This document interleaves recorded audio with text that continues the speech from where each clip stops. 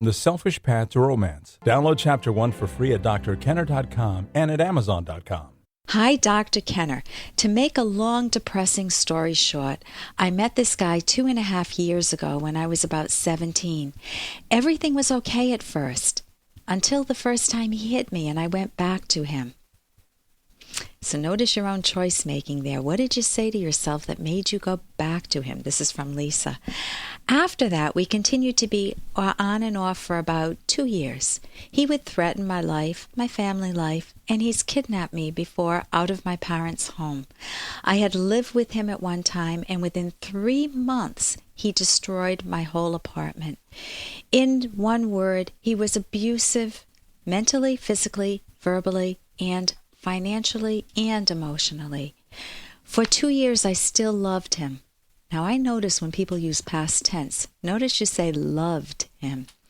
I still loved him.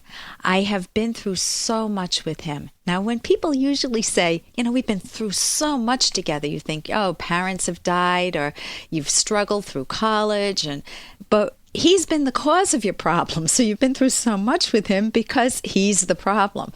Okay, let's continue here with Lisa's email.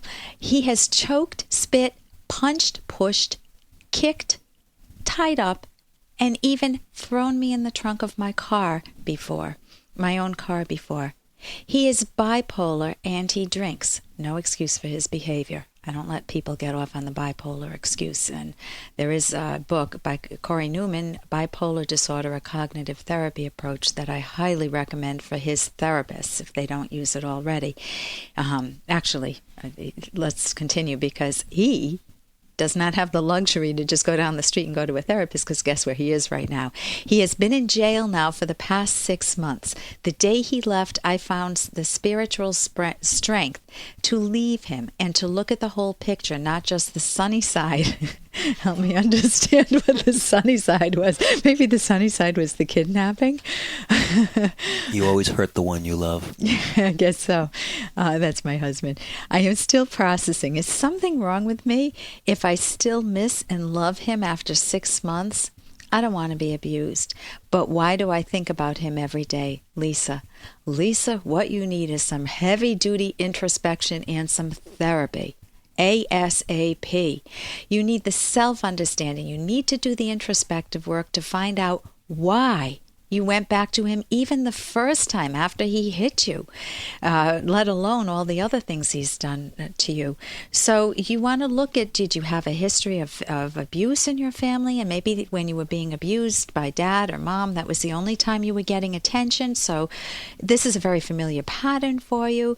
Is it that he was your first love? You were 17 years old and it was just so painful to have this happen to you, and he came on so hot and heavy and then turned negative, but would periodically punctuate it with the hot and heavy, that he totally, you mangled your own mind. You couldn't see straight to the fact that you need to judge a person by their rationality, not by the fact that they occasionally are nice to you. Criminals are often very charismatic. So you need to look at the principles there. Is he rational or not? And imagine this.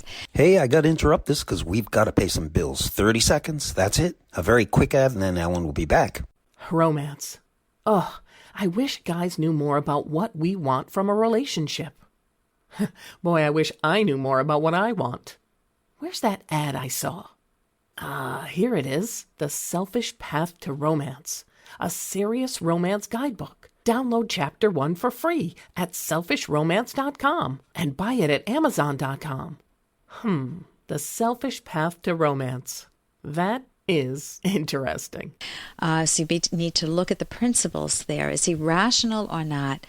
And imagine this. Can you imagine a prisoner of war being released, or people from the Nazi concentration camps being released and then wanting to go back for more abuse?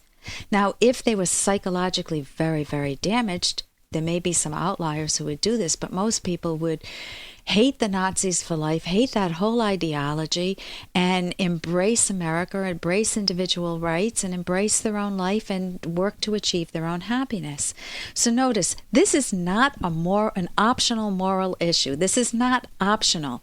He is very, very abusive, and you want to set your own moral compass, your deepest ideas, your deepest premises about yourself, other people, and the world, to be passionate about achieving your own happiness. That's what my show is about, the rational basis of happiness, not the rational basis of being a masochist. There is none. You don't want to be a masochist for life. So self-understanding is a must. So give yourself the benefit of professional help. You can go to the Academy of Cognitive Therapy, academyofct.org, and see if there are any therapists in your neighborhood. The premises you might need to challenge, I'll name a few of them. Premises just means the ideas you hold deep down about yourself. You may be thinking, I'm not worthy, therefore I should stay with this brute. I will settle for any attention. Or you may be thinking, I'm bad and deserve the punishment. Or I can change him. If I change him, then I'm a good person. Or he makes life thrilling. Yes, it may be very exciting to be someone who throws you in the trunk, but that's like horror movie excitement. Get into adventurous, heroic excitement. You may be thinking he would be sunny all the time if only I were a better person or could change him. That's the typical abuse mentality from the victim. You might be thinking he's got an illness, bipolar or alcohol trouble person, and so I've got to be empathic and understanding of him. He's got free will, volition. He's like all of us. It's not his fault, you may be thinking. Yes, he does face alternatives. He can focus. He can get the will to change. He can get professional help. You may be thinking no one will ever love you. Will ever love me. If I let him go, I'll be lonely for life. Think again. Make yourself lovable. You may be thinking I'm not capable of caring for myself. I need to depend on someone, or I feel fundamentally guilty. You may have the Catholic sin view of the world, and therefore this is your cross to bear, is this awful guy. Get rid of that. Get rid of the Catholicism. You may have a misplaced autonomy. Your parents may hate him because they see the damage he's doing for you, and you're saying, but I'm my own person and I'll date whoever I want. So I throw out a lot of possibilities. You need the therapy, the private time to introspect and to see what's going on inside of you. And you may have some of your own identity issues. Who are you? What do you love in life? You may need to discover who you are and what you love and values. Notice the importance in this example of judging others. It's not don't judge and you won't be judged. Judge not and be not judged. But it's judge and prepare to be judged rationally, not from insecurity. But you need to judge other people rationally, and believe them. Act on that. For more Dr. Kenner podcast, go to drkenner.com and please listen to this ad. Here's an excerpt from The Selfish Path to Romance, the Serious Romance Guidebook by clinical psychologist Dr. Ellen Kenner and co-author Dr. Edwin Locke, who's world famous for his theories in goal setting. Your ability to value romance can be helped if you have a rational relationship with your family. Note which relatives you would choose as friends, regardless of family ties, and make time to enjoy the pleasure of their company. They are gems. Limit your time with family members you don't enjoy. Don't fake a love you don't feel for abusive relatives. Doing so would be unjust, and you would be devaluing yourself. There is no duty in life to re-traumatize yourself by pretending that an unloving or cruel family member was otherwise. Don't toss away precious hours you could enjoy with those dear to you. You can download Chapter 1 for free by going to drkenner.com, and you can buy The Selfish Path to Romance at amazon.com.